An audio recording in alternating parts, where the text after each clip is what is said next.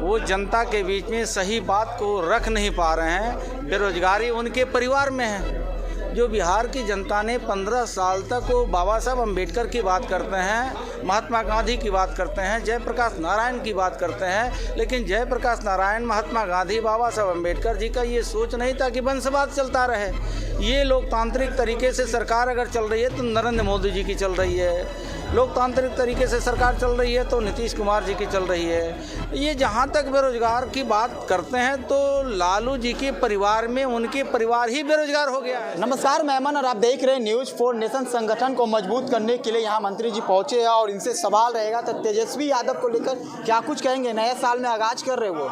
मैं उनको शुभकामना देता हूँ कि नए जीवन संगनी के साथ उनकी जीवन अच्छा गुजर बसर हो और जो जनता बिहार के उनको विपक्ष में बैठ करके बिहार को सेवा करने का जनता ने मौका दिया है, वो विपक्ष की भूमिका अच्छा से निर्वहन करे।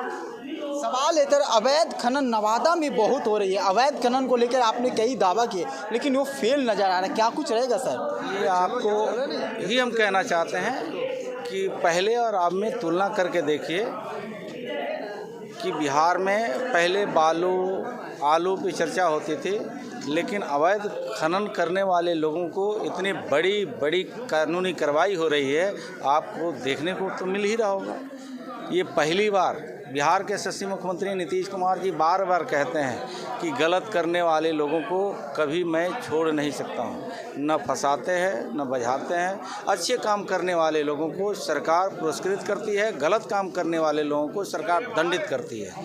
तो बिहार में सुशासन की सरकार है। बिहार में जो आपने अवैध खनन की बात किया, अवैध खनन करने वाले लोगों को, अवैध खनन से अकूत संपत्ति अर्जित करने वाले लोगों को सरकार कार्रवाई कर रही है, उनकी संपत्ति को जब्त कर रही है। तो मुझे लगता है कि ये कहीं ना कहीं बेईमानी है। सरकार बड़े पैमाने पर अवैध कारोबार करने वाले लोगों पर कार्रवाई कर रही है। आखिरी सवाल, एक लास्ट सवाल है सर, लगातार आप संगठन को मजबूत करने के लिए कार्यकर्ताओं को किए, सरकार की कई योजनाओं को बताए, लेकिन विपक्ष है बेरोजगारी को लेकर काफ़ी सवाल उठाती है। जब आपके कार्यकर्ता अगर गाँव भी जाते हैं तो बेरोजगारी के मुद्दा बहुत होते हैं, तो क्या कुछ कहेंगे विपक्ष को लेकर? देखिए, है क्या कि आपका कहना सही है, बिहार में नौजवान बेरोजगारों की चिंता विपक्ष का नहीं है।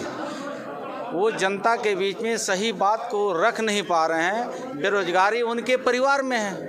जो बिहार की जनता ने 15 साल तक वो बाबा साहब अम्बेडकर की बात करते हैं, महात्मा गांधी की बात करते हैं, जयप्रकाश नारायण की बात करते हैं, लेकिन जयप्रकाश नारायण, महात्मा गांधी, बाबा साहब अम्बेडकर जी का ये सोच नहीं था कि वंशवाद चलता रहे।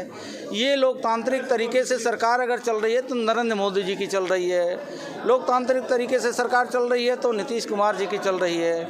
ये जहाँ तक बेरोजगार की बात करते हैं तो लालू जी के परिवार में उनके परिवार ही बेरोजगार हो गया है। तो जनता को वो भ्रम डाल करके, बेरोजगारी के नारा लगा करके वो सत्ता में आना चाहते हैं। लेकिन भारतीय जनता पार्टी ने जो वादा किया था कि बिहार के बेरोजगारों को रोजगार देना है, तो आपने देखा होगा महिला उद्यमी, दलित उद्यमी, पिछड़ा उद्यमी, समान उद्यमी, फिर प्रधानमंत्री पीएम योजना लोन, ये सरकार तो छोटे छोटे कुटीर उद्योग के तरफ केंद्र और राज्य सरकार आगे बढ़ रही है। हजारों हजार नौजवानों को रोजगार देने का काम सरकार कर रही है। आज यही बिहार प्रदेश ना, 15 साल पहले हम रोड पर चल नहीं पाते थे, शाम को घर से नहीं निकल पाते थे, अपने बाल बच्चों को पढ़ा नहीं सकते थे, चरवाहा विद्यालय के नाम से स्कूल जाना जाता था। हमारी जब यहाँ तबीयत खराब होती थी तो इलाज नहीं हो पाता था। देश के नरेंद्र मोदी जी और बिहार के मुख्यमंत्री नीतीश कुमार जी ने ये गरीबों को, करोड़ों करोड़ों लोगों को रोजगार देने के साथ साथ शिक्षा, सुरक्षा, सम्मान, रोटी, कपड़ा, मकान सब देने का वचन जो दिया था, आज घर घर उन्होंने पूरा कर रहा है। ठीक है, धन्यवाद सर। आप देख रहे थे यहाँ पर मंत्री जी के द्वारा क्या कुछ कहा गया, लेकिन आपको जानकारी दे दे तो कहीं ना कहीं रोजगार को लेकर इन्होंने साफ तौर कर दिया है कि जिस तरह से एनडीए की सरकार ने लोगों को छोटे छोटे रोजगार दिए हैं, तो वहीं पर विपक्ष पर इन्होंने जोरदार हमला किया है। फिर से वही चरवाहा विद्यालय और वही 15 साल को इन्होंने गिनाया है। तो 15 साल पहले क्या कुछ था बिहार और आज क्या कुछ है बिहार, इसको देखना चाहिए। तो नवादा से न्यूज़ फॉर नेशन के लिए अमन की रिपोर्ट।